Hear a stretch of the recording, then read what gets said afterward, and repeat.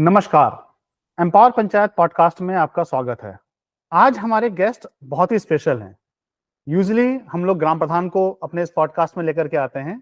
आज हमारे पास एक एक्स ग्राम प्रधान है, जिनकी अगर मैं बारे में अगर परिचय देना शुरू करूं तो मेरा आधा पॉडकास्ट शायद उनका परिचय देने में निकल जाए, बट फिर भी मैं 3-4 चीजें बताना चाहूंगा।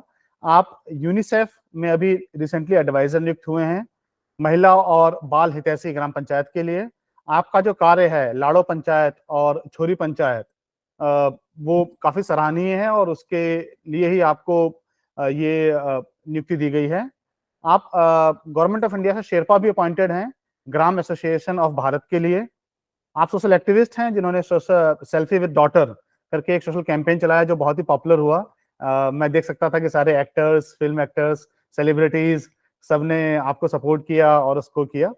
और आप पहले प्रेसिडेंट रहे हैं बीबीपुर पंचायत के, जो कि हरियाणा की पंचायत है, जिसको आपने एक हाईटेक ग्राम पंचायत में ट्रांसफॉर्म किया। संक्षिप्त में बस इतना ही मैं परिचय आपको देना चाहूंगा। बाकी बातें जब हम चर्चा करेंगे तो हम इसके बारे में जानेंगे। सुनील जी, बहुत बहुत स्वागत है आपका हमारे पॉडकास्ट पे। जी, एम्पावर पंचायत से जुड़े हुए सभी साथियों को मेरा नमस्कार। हम चर्चा शुरू करते हैं। आप ग्राम प्रधान जब रहे तो मैं थोड़ा सा उस विषय में जानना चाहता हूं कि जो आपका कार्यकाल रहा ग्राम प्रधान का, आपने कैसे चुनाव लड़ा, क्या आपका मन में आया कि आप जाकर के प्रधानी का चुनाव लड़ें, और आपने उस कार्यकाल में क्या किया, थोड़ा सा उसके बारे में हमको बताइए। देखिए, ग्राम पंचायत का मेरा किसी प्रकार का अनुभव नहीं रहा था। गांव में एक समस्या हुई, वो ये थी कि जो पॉलिटिकली तौर पर हमारा गांव है वो काफी पिछड़ा हुआ था। आर्थिक समानता के तौर पर भी पिछड़ा हुआ गांव था। जन सुविधाएं नहीं थी और क्योंकि हम वहां रह रहे थे तो हमें खुद महसूस होता था। तो एक इंसिडेंट ऐसा हुआ कि मैं मेरी मैं क्योंकि कोचिंग देता था मैथमेटिक्स की, और मेरे पास मेरी जो कार थी वो एक दिन कीचड़ में फंस गई और मैं कोट पैंट टाई पहने मैं मुझे कीचड़ में ही उतरना पड़ा। तो वहाँ यार ये समस्या कैसे सोल्व हो। तो मैंने मेरे पिताजी से बात की तो उन्होंने कहा कि गांव में सरपंच होता है, क्योंकि कोई क्रेडिट वैल्यू कोर्स या ऐसी कोई चीज होती ही नहीं थी। 2010 की बात बता रहा हूँ कि हमें ग्राम पंचायत, उसकी शक्तियां या इनके बारे में किसी प्रकार का ज्ञान हो, ऐसा कोई कोर्स हमने जो मास्टर्स किया वहां तक भी कुछ था नहीं। तो मैं ग्राम हमारे जो सरपंच थे उनके पास गया तो मैंने कहा ये गांव का बुरा हाल हुआ पड़ा है, इस पे कुछ तो किया जा सकता है। तो बोले ऐसे कुछ नहीं होता, फंड नहीं है और अब तो पंचायत का चुनाव भी होने वाला है। तो फिर मैंने पढ़ा थोड़ा सा और फिर मैंने देखा कि जो आईएएस डेप्यूटी कमिश्नर होते हैं उनके पास समस्याओं का समाधान होना चाहिए, इसलिए वो नियुक्त होते हैं। मैं उनके पास 2 4 5 बार चक्कर काटा तो बोले हमारे पास रेलेवेंट फंड नहीं है, इसके लिए एमएलए के पास जाइए। मैं एमएलए के पास गया, उनसे बात की, सशक्त तरीके से बात रखी तो वो किसी तरीके से मान गए। अब मेरा पंचायत चुनाव का कोई इंटरेस्ट था नहीं, लेकिन वो फंड उन्होंने मेरी बात को देखकर मेरे गांव, मेरी उस गली के लिए प्रॉपर फंड दे दिया। तो एक गली के लिए फंड आया तो फिर पता नहीं ऐसा कुछ पॉलिटिकल वो हो गया कि भाई ये लड़का तो गांव में प्रभाव जमा रहा है कि बगैर किसी पद के गली के लिए 25 लाख रुपए का फंड जो है 1 महीने की मेहनत से ले आया है।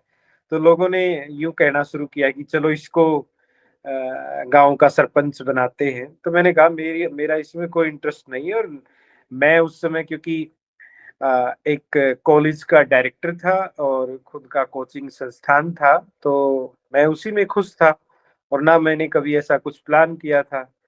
लेकिन फिर उस गली को बनाने के लिए प्रशासन से लेकर और राजनीतिक काफी अलग अलग तरह की चीजें होने लग गई। तो उस स्ट्रगल के दौरान फिर गांव के लोगों ने मुझे कहा और मुझे उनकी बात जो है माननी पड़ी। हालांकि उसके लिए इलेक्शन फाइट किया।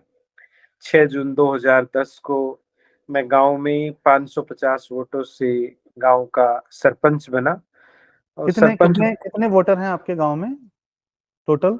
3600। 3600। तो आपका जो आपने जिनके अगेंस्ट कॉन्टेक्स्ट किया वो सिटिंग प्रधान थे वहां के? उन्होंने दूसरे कैंडिडेट्स को उठाया और मजबूती से लगे गांव में, क्योंकि जातिगत समीकरण, बहुत सारी राजनीतिक, बहुत सारी चीजें होती हैं। जो जितना छोटा चुनाव होता है उसी तरीके से होता है। तो गांव के लोग जब मुझे जीतने के बाद ऐसे उठा के अभिनंदन करते हैं, फिर एक जगह गए, मुझे खड़ा कर दिया, हजारों लोग खड़े थे। मुझे समझ नहीं आ रहा था कि शुक्रिया अदा करने के अलावा मैं क्या कहूँ।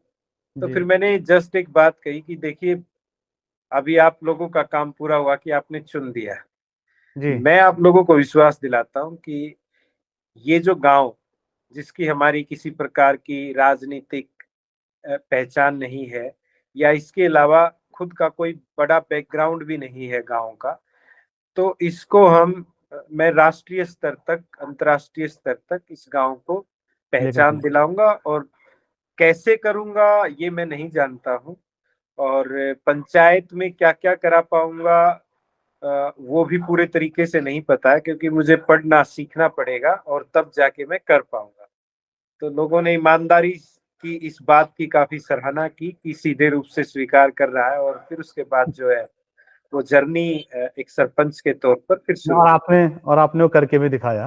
पर मेरा एक सवाल और है, लोग कहते हैं कि आजकल ना प्रधानी के चुनाव में भी बहुत पैसा चलता है, तो आपका कितना खर्चा हुआ होगा ये अपना चुनाव लड़ने में? हमने कोई खर्च नहीं किया। मैं तो 1-to-1 काउंसलिंग करता था, घर घर हम्म, जाकर बातचीत की। मैंने हम्म, कहा देखिए, अपने गांव में जब से पंचायती राज बना है, सरपंच बनते आए हैं, समस्याएं वैसी हैं, गांव की पहचान कोई नहीं है। तो मैं ऐसा करने में सबल हूँ और मैं कर सकता हूँ। आपको लगे तो देखिए देखिए, मैं क्योंकि मैं एक डेजिग्नेशन पे हूँ, मैं हम्म। खुद पहले गवर्नमेंट टीचर रहा। तो मेरे पूरे गांव को पता है कि इसने गवर्नमेंट जॉब ही छोड़ दी थी।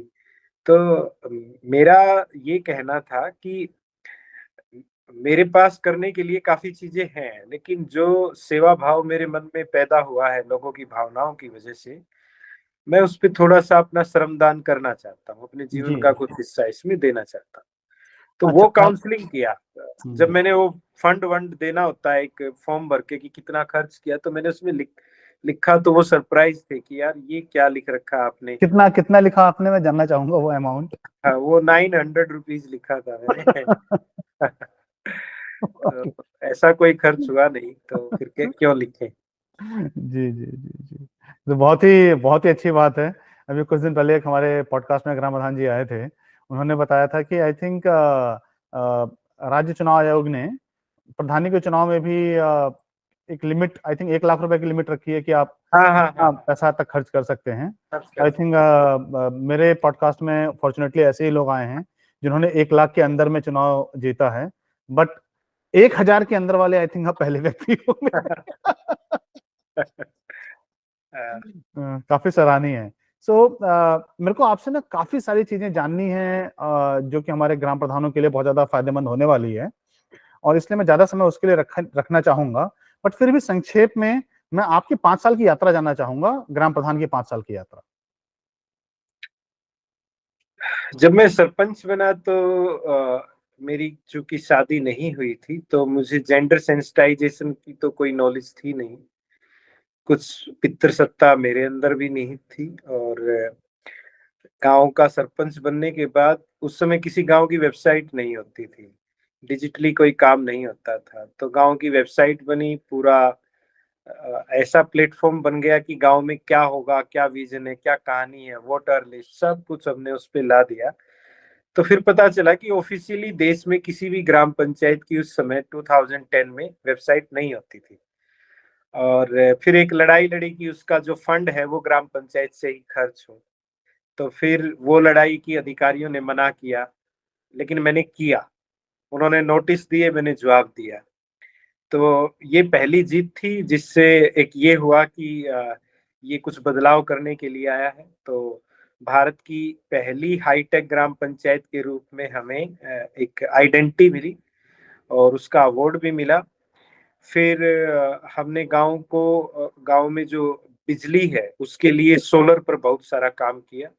उसके लिए अक्षय ऊर्जा का जो पुरस्कार होता है वो हमें मिला। आपको मिला। और फिर गांव में जब पॉपुलैरिटी होती है तो लोग जानना चाहते हैं, आरटीआई लगा दी ये वो। मैंने सारा डाटा स्कैन करा लिया, और भारत की पहली ऐसी पंचायत या कोई गवर्नमेंट डिपार्टमेंट भी नहीं था जो ऑनलाइन आरटीआई देता था, फ्री ऑफ कॉस्ट आरटीआई। तो वो हमने आरटीआई का 2010 में शुरू किया। मिशन पॉसिबल गांव बने शहर सुंदर, कि गांव को गांव रहने दो, ये मेरी धारणा है। मुझे शहरी सुविधाएं गांव में उस तरीके से नहीं चाहिए।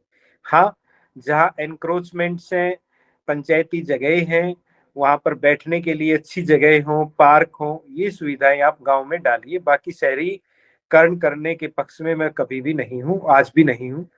और उस पर काम किया। मिशन पॉसिबल गांव बने शहर से सुंदर, ये मेरा मिशन था। फिर उसी दौरान मेरी शादी हुई, और अरे 2000। हमारे अब्दुल कलाम जी ने ये बोला था कि गांव को शहर मत बनाइए, बट हाँ शहरों के जो फैसिलिटीज हैं, जो पूरा वाला उनका जो विजन था, प्रोवाइडिंग हाँ हाँ अर्बन पूरा। एमिनिटीज इन दी रूरल हाँ एरिया, तो आपने पूरी हाँ तरीके से उसको लागू किया। हाँ हाँ। हम्म, और मैं वैसे ही, मतलब आप गांव में देखेंगे पूरा ऐसे होता था कि संडे को पंचायत लगती थी। मैं चौपाल में पूरा दिन बैठता था, गांव की समस्याएं आती थी, कुछ घरेलू विवाद आते थे, तो वहीं पर लोगों को और खासकर युवाओं को, युवतियों को बड़ा अच्छा लगता था। वो फिल्मों जैसा माहौल रहता था पूरे प्रॉपर तरीके जी। से। उनका हम हम्म, समाधान करते थे, कहीं पुलिस थाने जाने की जरूरत नहीं होती थी। पूरा समय डेडिकेटेड, मतलब ग्राम पंचायत को था, गांव के लोगों के लिए था। और इवन जब विधायक हमारा काम नहीं करते थे तो हम विधायक को नोटिस कर देते थे ग्राम पंचायत की तरफ से। तो वो हम बैठे बैठे कुछ भी किसी के, मतलब पहली ऐसी पंचायत है जिसने शाहरुख खान के खिलाफ भी प्रस्ताव पारित किया। निर्भया उस समय जो रेप केस हुआ, वो जो कृत्य था, उसके खिलाफ देश की पहली ग्राम सभा ऐसी हमारी थी जिसमें डेथ पेनल्टी की मांग की गई। और जो जस्टिस हुआ उसमें बाकायदा बीबीपुर ग्राम पंचायत का वो डिसीजन दर्ज किया गया कि देश के अंदर एक ऐसी ग्राम सभा है जिसने 16 दिसंबर को ये कृत्य होने के बाद 20 दिसंबर को पूरे गांव की ग्राम सभा करके पूरी वीडियो रिकॉर्डिंग भेजी है, ग्राम पंचायत ग्राम सभा का पूरा प्रस्ताव भेजा है। और इसमें वीमेन सेफ्टी सिक्योरिटी पर लेट जो चीफ जस्टिस ऑफ इंडिया रहे, उनको हमने सुझाव भी भेजे कि कैसे हम इस पर काम कर सकते हैं। जेंडर सेंसिटाइजेशन के विषय पर कोई ज्ञान नहीं था। 24 जनवरी 2012 को जब मैं बेटी का पिता बना, उसमें कई सारे घटनाक्रम जुड़े कि बेटी के पैदा होने पर जो समाज के द्वारा खुशी छीनी जाती है, मैंने वो खुशी व्यक्त की और व्यक्त करके लोगों के साथ सेलिब्रेट किया। और वो जो सारी भावनाएं उन्होंने लड़का पैदा करने पर व्यक्त करते हैं खुशी के रूप में, वो बेटी पैदा होने पर हुई। तो समाज को अटपटा लगा। लेकिन वहीं से पहली बार मैं मेरे हेल्थ सेंटर गया, देखा गांव का सेक्स रेशियो पूरे स्टेट में सबसे बुरा हमारा था, पूरे देश में हरियाणा का सबसे बुरा था। और फिर मैंने ठाना कि हरियाणा का तो सबसे बुरा था, ये मेरे को पता है। ये आपके गांव में कितना था, था कितना, एक्चुअल नंबर कितना था आपको अगर याद हो तो? हमारा बिलो 800 था। अच्छा, बिलो 800। तो ये जो घटनाक्रम घटा, आपका। हम्म। यहाँ से फिर मैंने जेंडर सेंसिटाइजेशन पर कार्य करना शुरू किया। और फिर गांव में बेटी बचाओ जन आंदोलन 2012 से शुरू हुआ। और फिर गांव की लड़कियां स्कूल के बाद बाहर नहीं पढ़ती थी, तो बेटी पढ़ाओ जो है वो अलग से शुरू हुआ था। और 2013 में हमारी ग्राम पंचायत द्वारा स्लोगन बनाया गया था, Beti Bachao Beti Padhao, which was later actually जो अडॉप्टेड किया गया गवर्नमेंट ऑफ इंडिया के हम्म। द्वारा। और बेटी बचाओ बेटी पढ़ाओ योजना इसीलिए हरियाणा से शुरू की गई थी। और जब प्रधानमंत्री आए तो सारी जो स्लाइड्स जो दिखाई गई, जेंडर सेंसिटाइजेशन, विमेन एम्पावरमेंट, लिंगानुपात सुधार की, तो कुल 16 स्लाइड प्रधानमंत्री के सामने थी। 16 की 16 बीबीपुर गांव की लगाई गई थी। और आपके बेटी बचाओ बेटी पढ़ाओ में मैं दो बातें कहना चाहूंगा। मेरी भी बेटी है, वो अभी 8th में है, टेनिस खेलती है, और उसको खेलने जी का बड़ा शौक है। तो वो, मैं ऐसी बात हो रही थी, उसको ऐसे लिखने को दिया गया बेटी बचाओ बेटी पढ़ाओ पे, तो वो आई मुझसे बोले कि पापा ये बेटी बचाओ बेटी पढ़ाओ क्यों? बेटी बचाओ हाँ, बेटी खिलाओ क्यों नहीं? खिलाओ क्या? हाँ, तो हम केवल पढ़ाएं ही क्यों, हम खिलाएं क्यों नहीं? हमने कहा, नहीं, बिल्कुल हाँ, ठीक बात बिल्कुल सही कहा। है। क्योंकि और दूसरा, जो अभी एक बार, हाँ, जी, हाँ, फिर जो समस्याएं आती हैं उनको लेकर समाधान खोजने की कोशिश थी। तो फिर हमारे हर हर महीने हमारे गांव में हम एक नया कैंपेन लॉन्च करते थे, और कैंपेन लॉन्च करने के दौरान हमने 30 से 40 नए कैंपेन शुरू किए, जो बेस्ट प्रैक्टिसेस के रूप में गवर्नमेंट ऑफ इंडिया ने अडॉप्ट किए। वैसे ही 2 बार राष्ट्रीय पुरस्कार हमारी ग्राम पंचायत को मिला। देश का पहला पुरस्कार जो लिंगानुपात सुधार के लिए 2013 में दिया गया, वो हमारी ग्राम पंचायत को मिला। ट्रांसपेरेंसी के लिए यहाँ पे 2014। ये काफी रोचक होगा। थोड़ा सा इसके बारे में मेरे को थोड़ी और जानकारी दीजिए। आपने क्या किया लिंगानुपात इसको सुधारने के लिए? सुधार आपने क्या कदम उठाए? सिंपल सी चीज थी कि गांव में जो 1200 के करीब हाउस होल्डर थे, उन सभी में से प्रेग्नेंट वीमेन्स का डाटा निकाला। कौन फर्स्ट टाइम है, कौन सेकंड टाइम है, कौन थर्ड टाइम है, कौन फोर्थ टाइम है। उनके लिए कमेटी बनाई गई।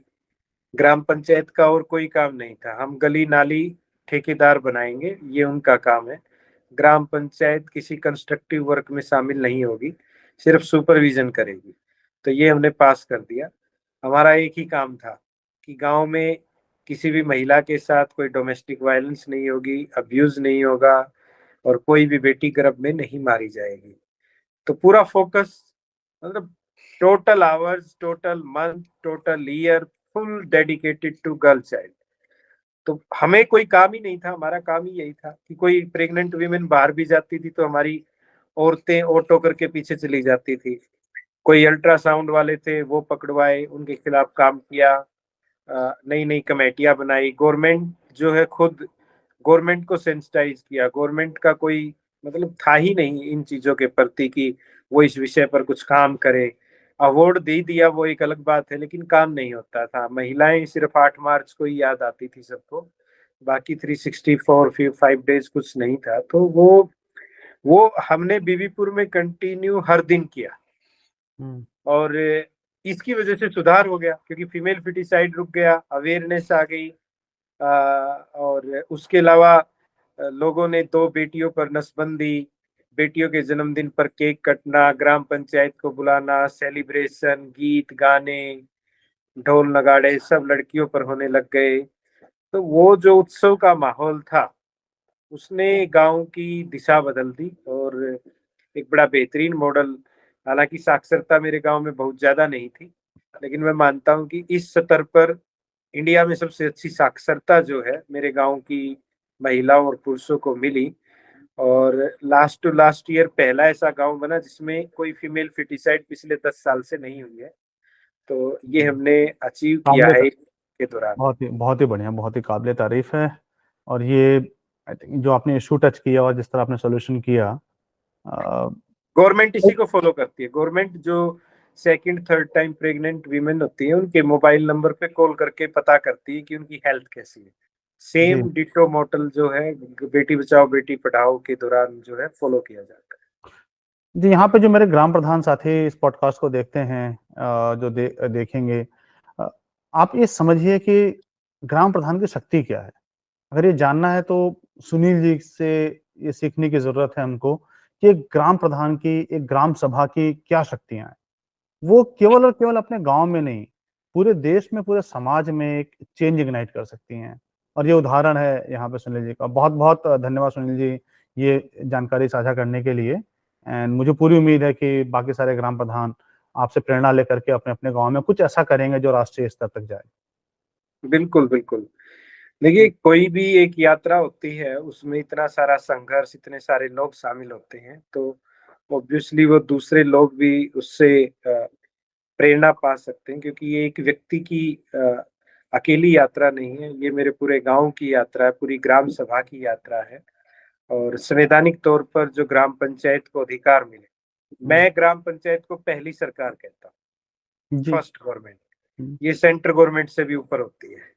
इसके बगैर राज्य और केंद्र सरकार किसी का अस्तित्व नहीं है। अच्छा, तो वैसे भी इसलिए भारत में अगर आप देखिए तो 2,78,000 ग्राम पंचायतें हैं। 1 अरब आबादी हमारी ग्राम पंचायत में रहती है।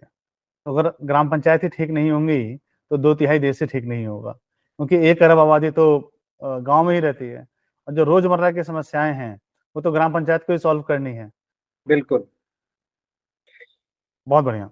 सो मैं इस अपॉर्च्युनिटी को बिल्कुल नहीं छोड़ना चाहूँगा। मुझे पता है कि मेरे को आपसे बहुत कुछ बातें कर सकता हूँ, आपकी जर्नी के बारे में और वो बहुत रोचक होगा।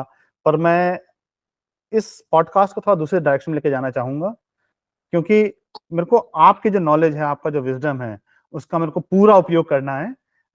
तो उसके लिए क्षमा चाहिए कि मैं आपके बारे में ज़्यादा बात ना करके, मैं कुछ ऐसे सवाल पूछूँगा जिसका मेरे को लगता है कि उत्तर आप ही दे सकते हैं जी। और इसलिए वो बहुत महत्वपूर्ण होगा। तो एक अवधारणा है, जब हम डिवोल्यूशन ऑफ पावर की बात करते हैं, हुँ, हुँ। 32 साल हो गए हैं डिवोल्यूशन ऑफ पावर नहीं हुआ है फंड ऑफ फंक्शन फंक्शनरीज का, तो उसका 2-3 कारण बताए जाते हैं। मैं आपके विचार उनके एक-एक सारे कारणों पे जानना चाहूँगा एक-एक करके। तो पहला ये बताया जाता है कि पंचायत आर नॉट कॉम्पिटेंट, उनके पास इस शक्ति को हैंडल करने की क्षमता नहीं है। आप कहाँ तक इस बात से वाकिया रखते हैं कि ये एक कारण है डिवोल्यूशन ऑफ पावर ना होने का? जब मतदाता वोट देते हैं किसी सांसद को, विधायक को, कोई मुख्यमंत्री बनता है, कोई पैराशूट से तार दिया जाता है, कोई प्रधानमंत्री बनता है, तो ये वो कहाँ से ट्रेनिंग लेकर आते हैं? उनको ब्यूरोक्रेसी चलाती है। वो वो एकदम से कोई ऐसा कोर्स अलग से तो करके नहीं आते हैं ना। तो गाँव जो कि पहली ग्राम पंचायत जो कि पहली सरकार होती है, तो मैं तो कहता हूँ कि गाँव की डेफिनेशन आज तक संविधान में नहीं दी गई, बहुत बड़ी गलती की गई है। उसके लिए हमारा ग्राम एसोसिएशन ऑफ भारत नए तरीके से कोशिशें कर रहा है। देखिए, ये जो लंबे समय से आजादी के बाद भी पंचायतों को शक्तियां नहीं मिली और अभी इतने साल गुजर गए हैं, आज भी पंचायतों को आंदोलन तो करना जैसे कि पड़ता है। आपने आपने आपने बोला, सॉरी मैं रोकूँगा, आपने बोला कि जैसे कि अधिकारी होते हैं वो चलाते हैं। 8-10 अधिकारी तो ग्राम पंचायत में भी होते हैं, ठीक है? आपका भाई पंचायत सेक्रेटरी हो गया, रोजगार सहायक हो गया, आशा हो गई, एएनएम हो गई, हाँ, मैं शिक्षा मैं मित्र मैं हो गया, बिल्कुल बैंक उसी पे कॉरेस्पॉन्डेंट हो जोड़ गया। रहा, उसी पे कनेक्ट कर रहा हूँ। नहीं, चलाने की बात मैंने इसलिए की कि जब आदमी के पास बुद्धि होती है और जो गाँव में पला बढ़ा है, वो गाँव की समस्या और समाधान बेहतर तौर से जानता है और सरपंच ऐसे ही व्यक्ति को चुन लिया जाता है। तो आप देखिए कि प्रधानमंत्री और मुख्यमंत्री जो बनते हैं, उन्हें तो इस प्रकार का भी पूरे तरीके से कोई अनुभव या कोई पेपर एग्जाम पास करके नहीं आते हैं, लेकिन लोग उसमें 5 साल के लिए पूरे तरीके से विश्वास करते हैं और वो जी, फिर अपने तरीके से अपनी योजनाओं से लोगों को लाभान्वित करने की, वोटर को प्रभावित करने की कोशिश करते हैं। अब यही बात एक पंचायत के तौर पर है कि जब सरपंच चुन लिया जाता है, तो सरपंच पर आप विश्वास कीजिए, ग्राम पंचायत पर विश्वास कीजिए, ग्राम सभा पर विश्वास कीजिए। उसको संविधान ने जो 29 अधिकार दिए हैं, जिन्हें की राज्य सरकार नहीं देना चाहती, राज्य सरकारें नहीं, जो नहीं, आई थिंक यहाँ पे फिर मैं रोकूँगा सुनील जी, वो कह रहे हैं कि हम देना चाहते हैं, पर हम नहीं दे पा रहे नहीं, हैं। नहीं, नहीं, नहीं, नहीं, ये नहीं है कि वो दे नहीं पा रहे हैं, वो देना नहीं चाहते, ये है एग्जैक्ट वर्ड। बट आप ये कैसे कह सकते हैं? आप ये क्यों कैसे कैसे, क्योंकि देखिए वो लोग प्रधानों की ट्रेनिंग भी कराई जाती है समय-समय पर। नहीं, नहीं, नहीं, पूरे अभियान तरीके बनते से हैं, फेक पोर्टल बनते हैं। ट्रेनिंग होती है, फेक ट्रेनिंग होती है, 29 अधिकारों की ट्रेनिंग होती है। संविधान में जो हमें 29 अधिकार मिले, कौन सा राज्य है जिसमें 29 अधिकार पूरे तरीके से राज्य सरकारों ने दिए? वो केरल में विश्वास ही दिए गए हैं, नहीं जहाँ तक मेरे करती को है। ज्ञात है, केरल में तो दे दिए गए हैं आई थिंक नहीं, 29 के पूरे में से। अधिकार वहां पे भी नहीं है, 22 ही अधिकार वहां पे दिए गए हैं। हुँ। मैं ये कहना चाह रहा हूं कि केंद्र सरकारें या राज्य सरकारें, विशेषतः राज्य सरकारें, ग्राम पंचायतों को कठपुतली की तरह नचाना चाहते हैं और वो जानबूझकर अधिकार मैं उससे उससे मैं उन्हें मैं क्या मिलता है? क्या मिलता है उनको? उससे क्यों करते हैं ऐसा वो लोग? ये देखिए देखिए भारत में जो लोकतंत्र है, उनको भी पता है कि चुनाव उनको भी फेस करना है, ठीक नहीं, है? अगर हम नहीं, कुछ वो ऐसा काम करेंगे जो जनता के अगेंस्ट है, तो चुनाव में हमको भी तो फेस करना पड़ेगा। नहीं, नहीं, नहीं, वो क्या करते हैं, वो हमेशा गांव में एक द्वंद रखना चाहते हैं ताकि गांव के लोग जन सुविधाओं के लिए ब्यूरोक्रेसी और नेताओं के चक्कर काटते रहे। अगर पूरा सेंट्रलाइज्ड पावर ग्राम सरपंच को दे दिया गया है, ग्राम सभा को अधिकार दे दिया गया है, फिर तो कोई दुखी ही नहीं होगा किसी तरीके से। तो राज्य सरकारें हमेशा क्या करती हैं, ग्राम पंचायतों को स्वयं पर आश्रित रखना चाहती है। ये बिल्कुल पूरे तरीके से सच है। उनको ग्राम पंचायत के बारे में हमेशा ऐसा ही लगता है कि जो सरपंच होते हैं वो काम के लिए विधायक और मंत्रियों के पीछे जाएं, वो वहां से डिमांड करके लेके जाएं, वो अपना जो विश्वास है वो उस राज्य सरकार में पूरे तरीके से दिखाएं, वो उस व्यक्ति में विश्वास दिखाएं, फिर उसके बाद वो उसके लिए फंड रिलीज कराएगा। अब स्कूल है, हॉस्पिटल है और जितने भी हमारे 26-27 अधिकार हैं, उन सभी के लिए में ग्राम पंचायत का किसी भी प्रकार से रोल निर्धारित नहीं होता है। अदरवाइज गांव के अंदर आने वाले सरकारी स्कूल जो है उनका फेलियर कभी भी नहीं हो पाता। आप बिल्कुल। देखिए 95 से पहले अब जो मैं सिंपल यहाँ पे मैं एक चीज रखना हाँ चाहूंगा। जी। सो बिल्कुल आप कह रहे हैं कि एक बात बहुत स्पष्ट तरीके से आप कह रहे हैं कि यहाँ बात कॉम्पिटेंस की नहीं है, यहाँ बात नियति की है, नियत की है। पर हाँ मैं एक एग्जांपल लेता हूँ।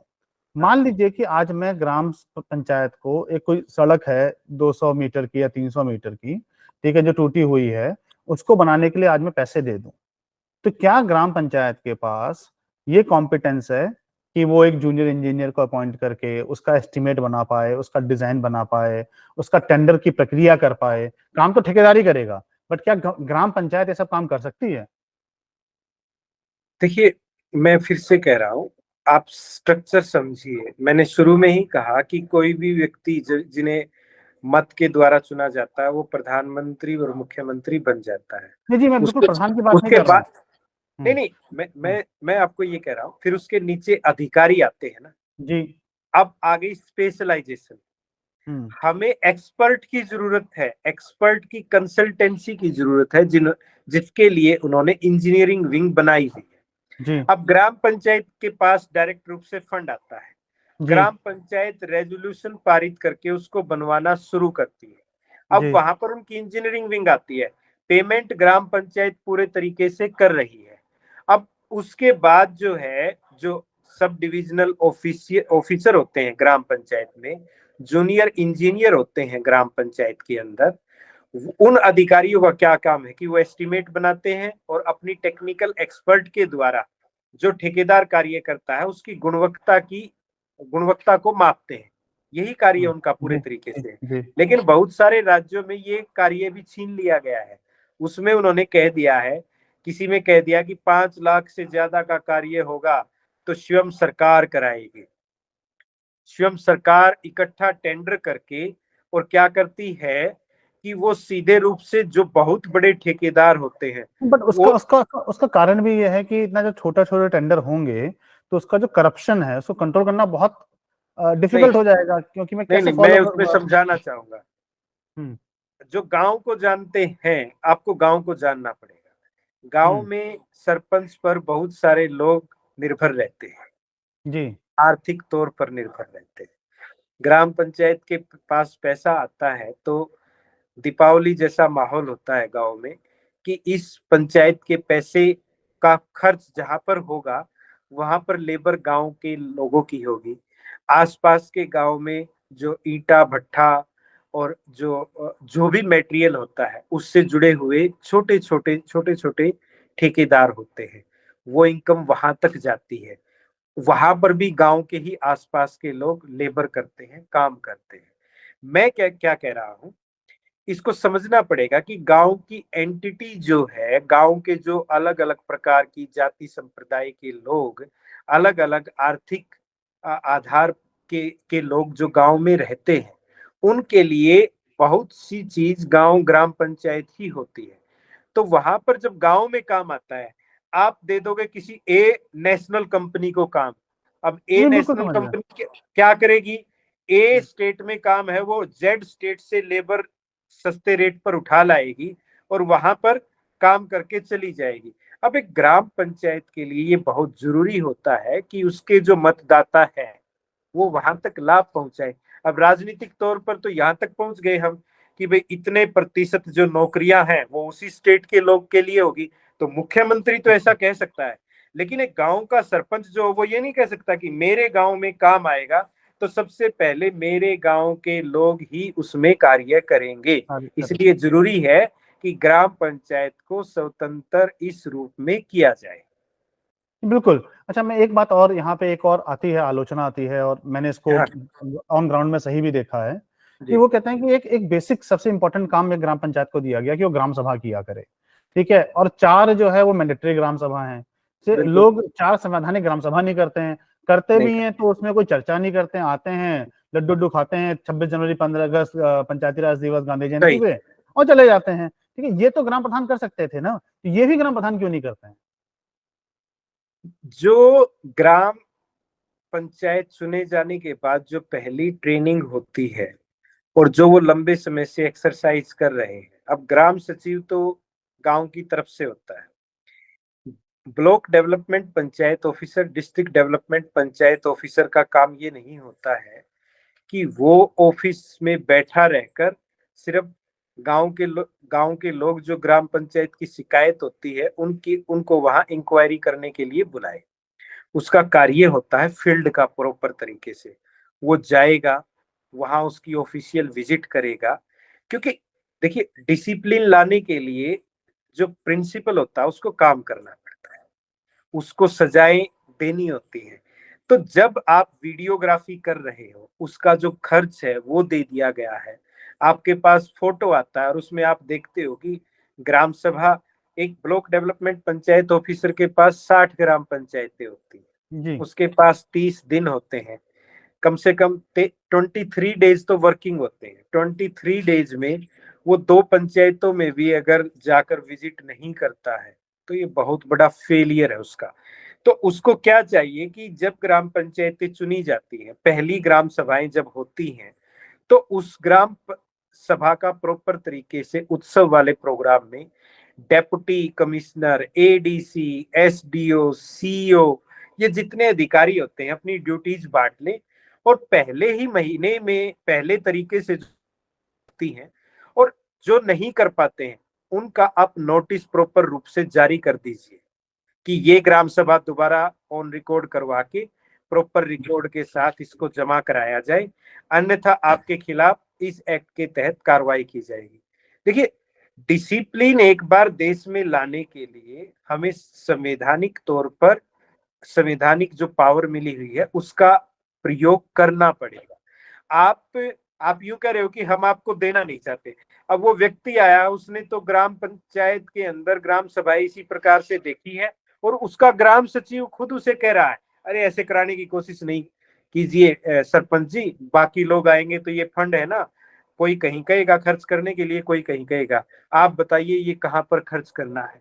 तो वो जो गलत राय, गलत कंसल्टेंसी ग्राम सचिव अधिकारी या अधिकारी जो मॉनिटरिंग नहीं करते हैं, वो अपना रोल नहीं अदा करते हैं, ये मैं सभी के लिए कह रहा हूं कि ये कमी ग्राम प्रधानों की भी है, सरपंचों की भी है, लेकिन एक बार डिसिप्लिन लाइए। अभी जहां पर पुरुष पति काम करते थे, पति जो है सरपंच का काम करते थे, हमने बहुत सारे सरपंचों के खिलाफ कार्रवाई करवाई है, खुले रूप से आकर कार्रवाई करवाई है। डेप्यूटी कमिश्नर जब मीटिंग लेते थे तो वहां पर कोई कहता था आप कौन, मैं सरपंच पति है, भाई तुम सरपंच पति हो, मैं खुद खड़ा होकर डेप्यूटी कमिश्नर को कहता था इन्हें बाहर निकालिए यहाँ से। तो किसी को तो ऐसा स्टेप लेना पड़ेगा ना।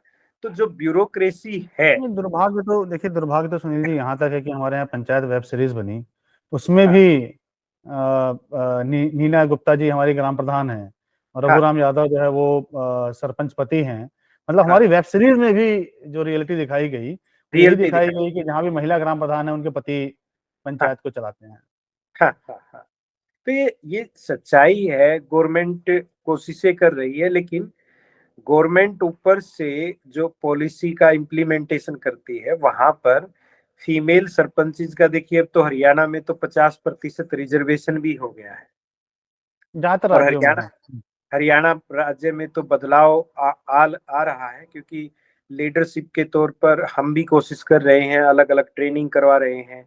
इवन हमारा सेल्फी विद डॉटर फाउंडेशन के माध्यम से बहुत सारी लड़की और महिलाओं ने चुनाव लड़ा, और नियर बाई 80% जो लड़कियां हैं, अनमैरिड लड़कियां हैं, वो चुनाव जीत कर आई हैं, और अरे बहुत बढ़िया। वो खुद लीडरशिप कर रही है। तो हम सरपंच गाइडेंस काउंसलिंग सेंटर भी चलाते हैं, और दिल्ली तक ट्रेनिंग सेंटर्स में हम उनको लेकर जाते हैं। काफी काफी बदलाव आ रहा है लगातार।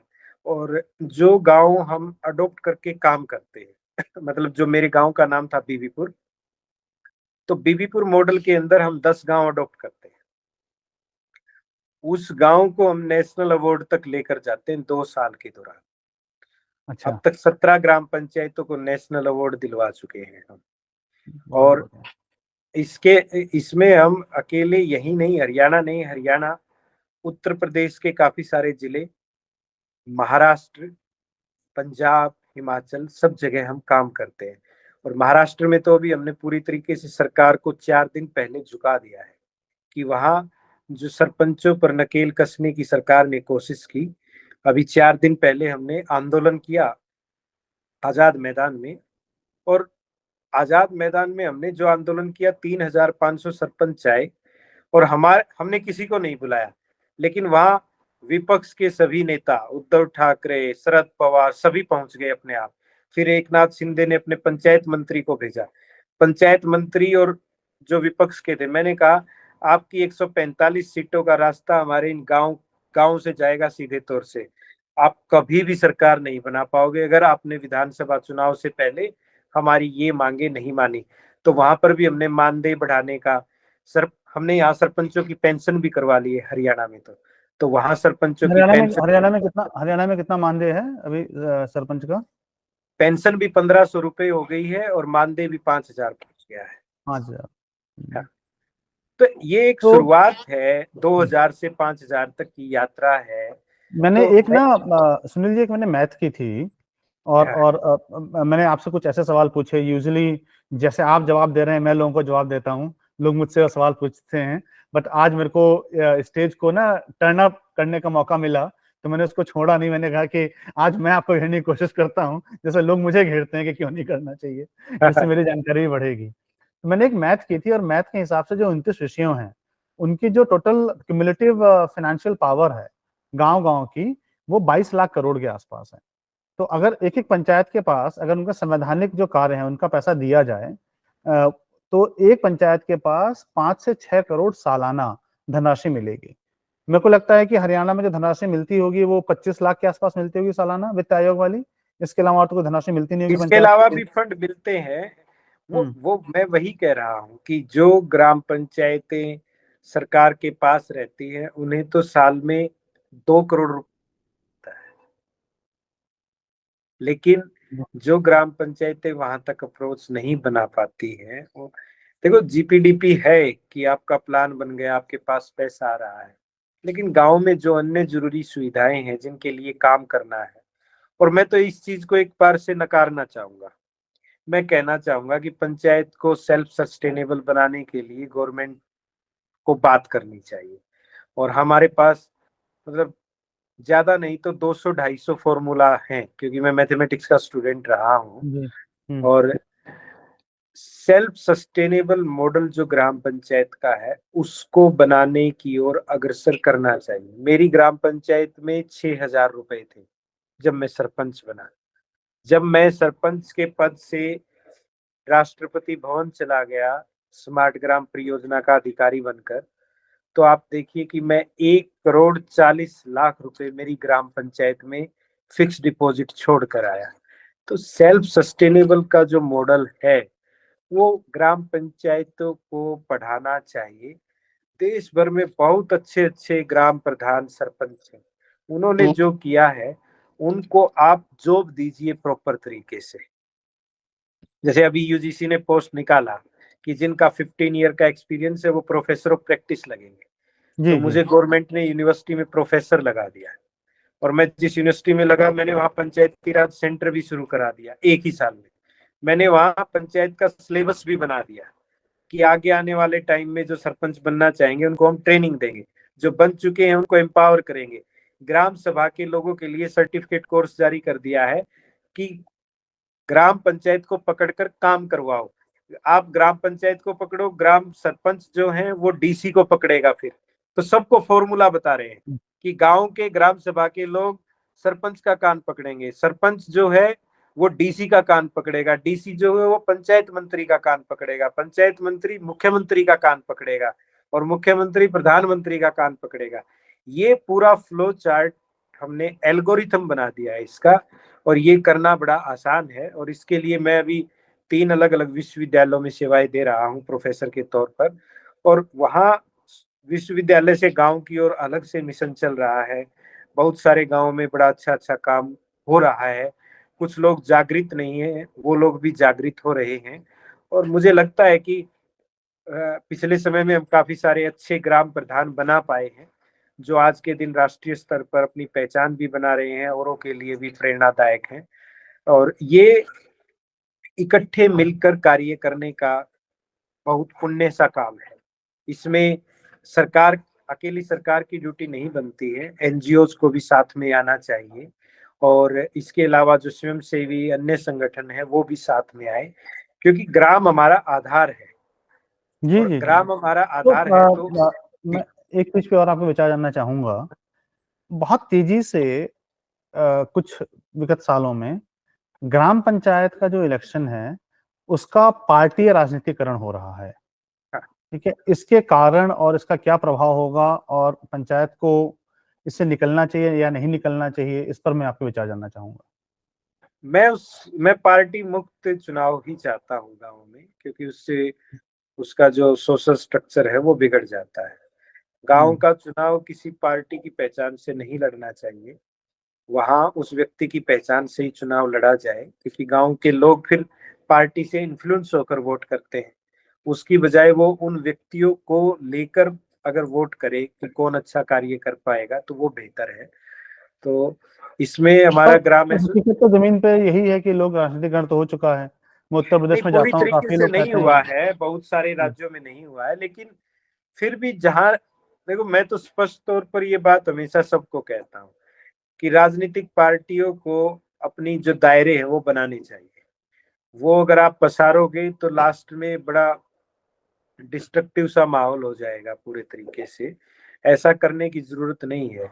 आपको गांव स्तर पर पार्टी सिंबल में नहीं जाना चाहिए। जिला परिषद है, आप वहां पर, क्योंकि वो 16-17 विलेज उसमें शामिल हो सकते हैं, तो वहां तक ठीक है। लेकिन ग्राम पंचायत में मैं बिल्कुल इसको आज के समय में गलत मानता हूँ। और चाहे कोई भी किसी भी मुख्यमंत्री से मिलता हूँ तो मैं इसके बारे में हमारी ग्राम एसोसिएशन ऑफ भारत की तरफ से कहता हूँ कि आप महत्वाकांक्षी बनिए, लेकिन इतना नहीं कि गांव के भाईचारे को भी आप समाप्त करने की कोशिश करें, क्योंकि उन्हें आपके पार्टी सिंबल की जरूरत नहीं है कहीं पर भी। और एक दिन आप अगर ऐसा करते चले जाएंगे तो लास्ट में आपका पार्टी सिंबल भी कहीं खो जाएगा पूरे तरीके से। क्योंकि जिस दिन गांव पूरी तरीके से जागृत हो गए, जिस दिन शहर में बैठे युवा को गांव की याद आने लग गई, जिस दिन शहर में बैठे युवा ई ग्राम सभा के माध्यम से ग्राम सभा में जुड़ने लग गए, गांव से बाहर गए लोग जो अब प्रवासी बन चुके हैं उन्होंने भी जुड़ना शुरू कर दिया, तो बहुत बड़ी क्रांति आ जाएगी। और फिर आप लोगों को जगह और वो सम्मान नहीं मिल पाएगा। तो ये मैं स्पष्ट तौर पे कहता हूँ। इसमें एक एक एक मेरा अपना एक और विचार है कि जो डीएम और डीसी हैं, डिस्ट्रिक्ट मजिस्ट्रेट और डिस्ट्रिक्ट कलेक्टर, जिसको आप डिप्टी कमिश्नर भी कह रहे थे, जो डिविजनल हाँ, है ना। सो जिले की सारी शक्ति इन्होंने अपने हाथ में ले रखी है, हाँ, और ये जो है वो राज्य सरकार के लिए काम करते हैं। सो दैट वे ग्राम पंचायत की जो सारी शक्तियां हैं वो एक तरह से डीसी के थ्रू सीएम के पास चली जाती हैं। तो जब आप डिवोल्यूशन ऑफ पावर की बात करेंगे तो डिवोल्यूशन ऑफ पावर करना किसको है? राज्य सरकार को। शक्ति किसके पास है? राज्य सरकार के पास। तो वो क्यों करेगा? और आपके हिसाब से, और ये थोड़ा सा मतलब बहुत ओपन क्वेश्चन है, कि क्या करना चाहिए हमको एज अ राष्ट्र या एज अ लोगों की तरह, कि जिससे कि जो 32 साल में नहीं हुआ है उसको हम थोड़ा सा गति दे सकें और वो जल्दी हो सके। एक ही काम करना है। जो डेप्यूटी कमिश्नर है, जो आईएएस है, उनका प्रभुत्व ग्राम पंचायत पे से हटा दीजिए।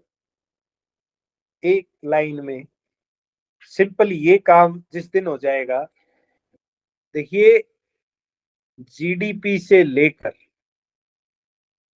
देश की स्वतंत्रता, देश की खुशी का जो माहौल है वो उसी दिन पैदा होगा जिस दिन ग्राम पंचायतों पे से जो ये ब्यूरोक्रेसी है, इनका अधिकार, इनका आधिपत्य, ये सब हट जाएगा।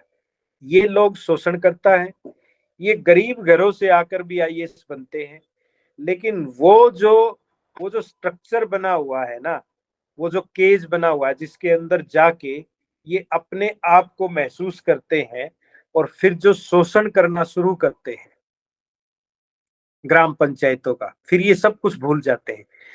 ये आईएएस लोग अच्छी अच्छी बातें करके, अच्छी अच्छी बातों बातों को प्रश्न के रूप में लिख के, समस्याओं के अच्छे अच्छे समाधान लिखकर आईएएस डीसी डीएम बन जाते हैं, लेकिन फिर पूरे तरीके से अनलर्न कर देते हैं उस चीज को और फिर ये शुरू करते हैं शोषण करना।